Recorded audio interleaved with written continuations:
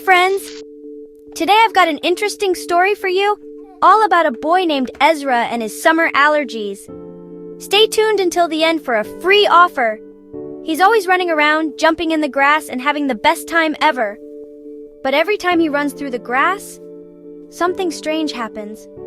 His nose starts to itch and he begins to sneeze. Achoo! Oh no, poor Ezra. Ezra didn't know what was going on. Why was his nose being so silly? So he decided to ask his mom. She smiled and told him, "Ezra, your nose is telling you something important. It's all because of pollen." Pollen?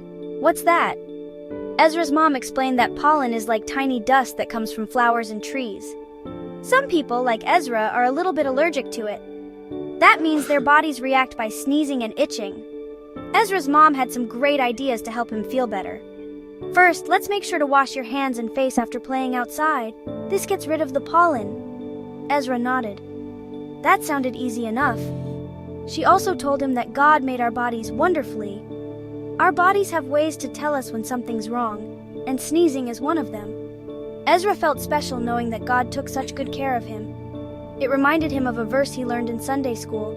"I praise you because I am fearfully and wonderfully made." Psalm 139:14. Now, Ezra knew what to do. After playing outside, he'd wash up and he even tried to play in places with less grass and flowers. He noticed that he started sneezing less. So kids, remember, if you start sneezing and itching like Ezra, it might be pollen. Make sure to wash your hands and face after playing outside. And always remember, God made your body wonderfully to help keep you safe and happy. And parents, keep an eye out for signs of seasonal allergies in your little ones. Simple things like rinsing off after outdoor play can make a big difference. Natural remedies can be a great way to help your kids enjoy the summer without the sneezes.